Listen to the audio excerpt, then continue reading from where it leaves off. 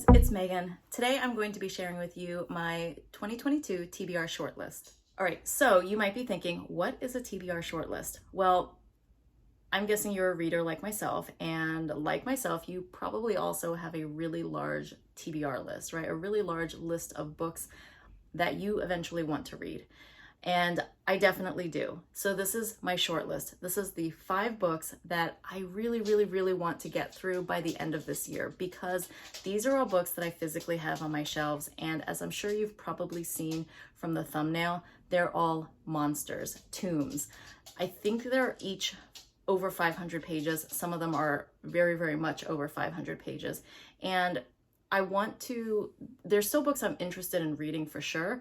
And so I want to read them and then decide if I like them enough to hold on to them, or if not, it's time for them to be passed on to someone else who will hopefully like them more than me, and also clear up some space on my shelves. So let's go ahead and get into these books. The first book is a book I've actually already completed, but I'm giving a second shot. And this book is A Discovery of Witches by Deborah Harkness. This is the first book in the All Souls trilogy. I've only read this book. I actually listened to it on audiobook, and that's why I'm giving it a second chance. This was one of the first books I probably listened to on audiobook, and so at the time, I didn't really know what my audiobook listening style was, which I've since learned it has to be a book that is like 12 hours or less, and I need to have the physical copy with me. Not like physically with me all the time, but I need to like have it at home or something. So that way, if I kind of get tired listening, or I get a little bit like I really want to know what's going on with the story, I can go ahead and pull out the physical book and continue reading at a faster pace. I couldn't do that with this book originally because I just had the audiobook. And so it took me, quite literally, like I don't think I'm exaggerating, almost a year to finish this book, because I would start it, I'd lose interest or get distracted. I'd put it down, forget about it for like a month or at least a few weeks, and then come back to it. And that process cycle kind of continued until I finally got to the end. I might have even picked up a library copy of the book and just like finished the end and powered through it, because by that time I was like done with the audiobook. But I just wonder if maybe the audiobook kind of affected how I like this book, because if you couldn't tell, I didn't really like the book. I just thought it was okay. And I don't know if I'm one of those people who just don't really like the book. I don't know if it's the audiobook that was the problem, like kind of listening to it. I don't know if maybe I just read it at a time where it wasn't interesting to me, but it didn't really do anything for me. And the book circles that I'm in on Facebook and on YouTube, at least on Facebook, I hear and I see this book recommended a lot, and a lot of people seem to like it. So I want to give it a second chance. It seems like a book that I would like. It is a story about this, it supposedly takes place in like present day or like modern society. So it's supposed to be, I think it's like a realistic, it's like magic, but in the real world. So it follows this woman, Diana Bishop, who is the last descendant in a line of powerful witches, but she herself does not want to use magic, and she's built her life and her career around not using any magic. So she is a doctor doing research on some sort of studies, and in her research she accesses this ancient old book that, when she looks at it and touches it, kind of sets off this chain reaction in the magical community that she doesn't realize she's started that chain reaction, and she also doesn't know how to deal with it. And so it kind of follows her going through and discovering more about the world that she's tried to kind of separate herself from, more about herself. And there's a vampire involved, and there's demons involved. So, and other witches as well. So it sounds like a book that I would like, but I didn't. So, and also I know it's been made into a TV series, so enough people must like it that they made it into a TV series. So I'm giving this a second chance. I am currently on chapter 9, page 90, and so far, I don't know. I do remember enough of this that I'm wondering if my opinion's still going to be a little bit negatively affected by it, but we'll see how it goes. I actually have put this on the back burner because I have some library books that are due soon that I'm prioritizing first, but I will definitely get to this. This is the first one that I am reading.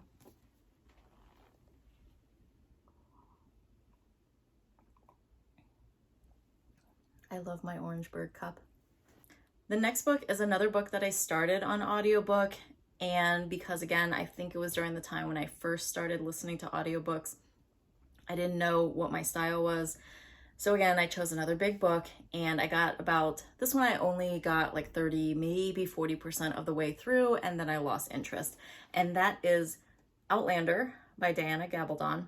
And so I decided to pick up the physical copy because I was thinking, again, that because I tried it on audiobook and just lost interest, maybe part of it was because of the length of time it took for me to actually listen to it. And I know that I can definitely read faster than I listen. I also thought that if there were any kind of troublesome spots, like parts that I maybe didn't want to listen to, I could read it and skim through it a little bit faster. So I am going to try and read this one. Again, I picked this up at some sort of book sale, used book sale. So I think I got this for like maybe a few dollars. I did not invest a whole lot in this. And it's one of those books where, there's so many books in this series and there's so many people who do enjoy this series that I do want to give it a chance and then decide if, one, I want to keep this book, but then also, two, do I want to continue the series? So this follows Claire Randall, who is back from World War II. She's on a second honeymoon with her husband, and she is out by herself kind of looking at ancient stone circles, and she like touches one of the stones and then suddenly gets transported back to Scotland in 1743. And so that, you have this time traveling element where she's now trying to figure out like, where is she, but then also get back to her time. So, time travel, I like that idea. I like that theme. So I'm going to go ahead and give this a try and see if I can finish this by the end of this year. So that is Outlander by Diana Gabaldon. The next book is a book that I actually put on my TBR after watching a YouTube video about it. I think the person I originally got this recommendation from was Little Book Owl. It's been a really, really long time. I know it was several years ago, but it is Jonathan Strange and Mr. Norrell by Susanna Clarke. And this is a hardcover book that I actually got from my friends at the library sale for 50 cents. So I definitely picked it up, especially since I had heard about it on BookTube and it seemed really interesting. So apparently this is like an alternate like reality or universe where, or like an alternate history where, it says the year is 1806, and in this world, there is magic, but people have forgotten how to use it. So people study magic, they know all the theory about magic, but nobody actually practices it. And then Mr. Norrell comes around and he's like, hey, I actually know how to use magic. And he is able to demonstrate that, and his hopes is to use this to kind of help England win the war. And I think this is the war with the war against Napoleon. So somewhere along the lines, Jonathan Strange comes in. I think he's a pupil of Mr. Norrell, and then, things happen. I don't really know a whole lot about it other than kind of what the synopsis that I gave you, but I do like that idea of magic in kind of historical events and how they might interact with each other in that alternate reality or alternate history. So I really like that idea. The reason why I want to read this is because, again, it's huge and I have 2 books. So I am not a person that will keep books unless, 1, I plan to read them, and 2, after I've read them, I really, really like them. Like, they're 5-star reads. So why do and I definitely am not someone who normally keeps 2 books. But I got this from the Friends of the Library first for 50 cents. And I was like, I can't not get it because it was 50 cents and it was a book that I wanted to read. But the book itself, even though it's a hardcover, it's like not super exciting. It has deckled edges, But other than that, it's just like a plain, simple black hardback and then a simple white cover. And then I was at a little free library and I saw this book, and I really like the paperback cover because I like the green tones and the image of the raven, which I know is also here, but I really just like the green tones. So I also picked this up. And basically, if I like this book as much as I'm hyping it up for myself, then I will then decide which one I want to keep more. But until then, I'm keeping both. And so I really, really want to read this. So that way I can say, yes, I like it, and then choose one of these books, or I can say, no, I don't like it, and I can get rid of 2 enormous books off of my bookshelf. So that is why I am reading, or I really want to read, Jonathan Strange and Mr. Norrell. I'm looking at this next book, and the used book, like the used bookstore tag on it is in Korean. So I got this when I lived in Korea, and that was from like 2007 to 2011.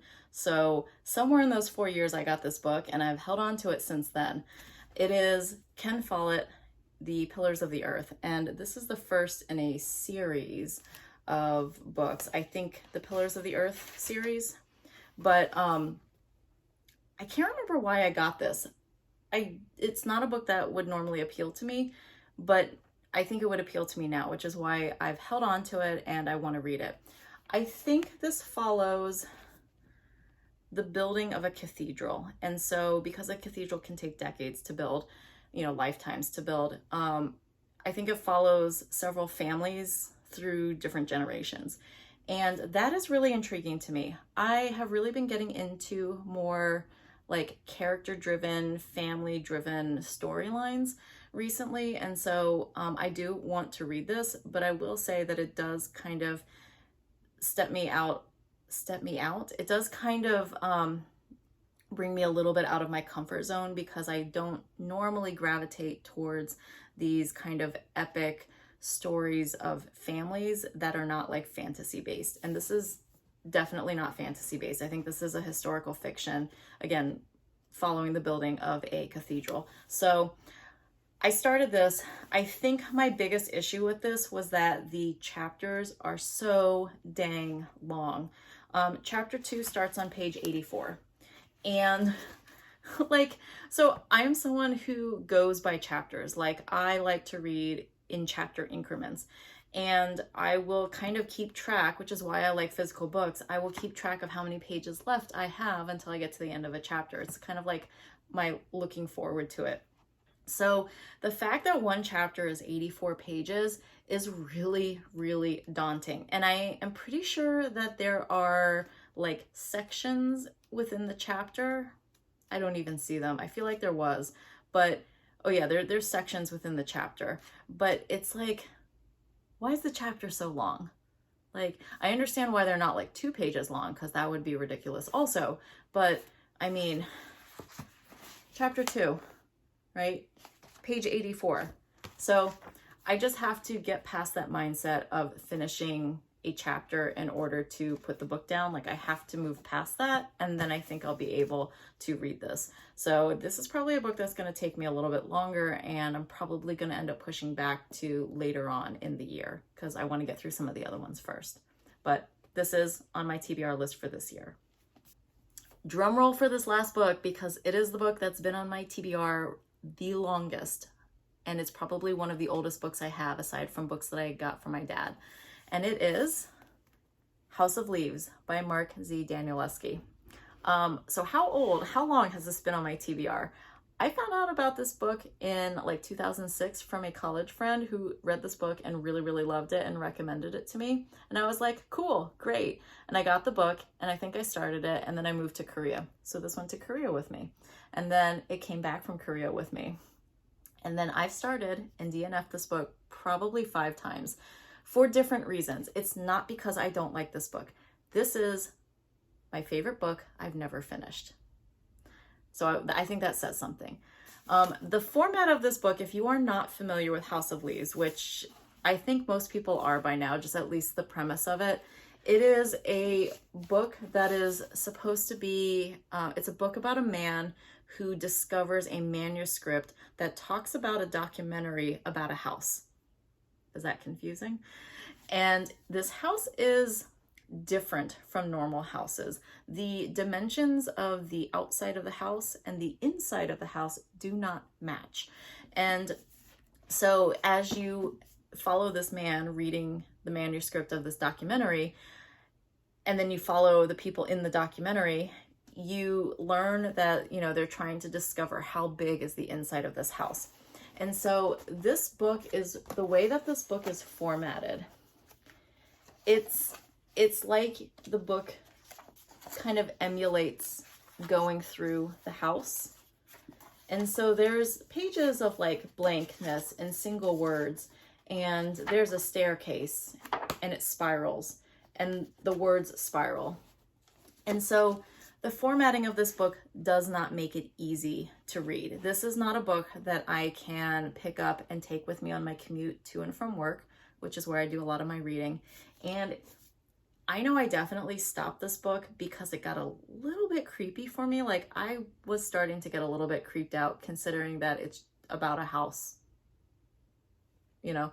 And so I do a lot of my reading at night after my kid has gone to bed. And so I'm kind of like, when am I going to read this book? And yet at the same time, I need to read this book. I was going to read it last year. I think Books and Lala read this as one of her book club's books that they were reading. And I was like, yes, this is the time. I'm going to read it. Nope, haven't read it. Still on my TBR. So again, I think I've gotten 2/3 of the way through this. If you've read this book, I've gotten to the chapter titled Minotaur. I have no idea what that means. So to me, that's not a spoiler because I don't know. But I will get through this. Fingers crossed I can get through it this year. It might get pushed to next year, but I would really like to try and get through it this year. I'm hoping that I'll have a little bit more time this year now that my son's a little bit older, and now that I have a little bit more free time, that I can tackle this book. But this will definitely be a book that I try to read in the summer when the days are longer. It's still daylight out, so hopefully I don't get so creeped out and then won't be able to sleep at night. So yep, that is my 5th book, House of Leaves. If you are still here at the end of this video, thank you so much for sticking around.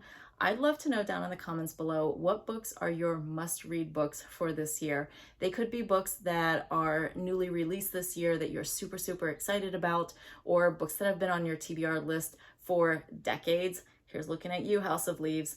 You know, I just love to know, what are the books that you are going to be reading this year? Let me know down in the comments below. And if you haven't yet, I would love it if you'd hit the subscribe button and the like button as well if you like this video.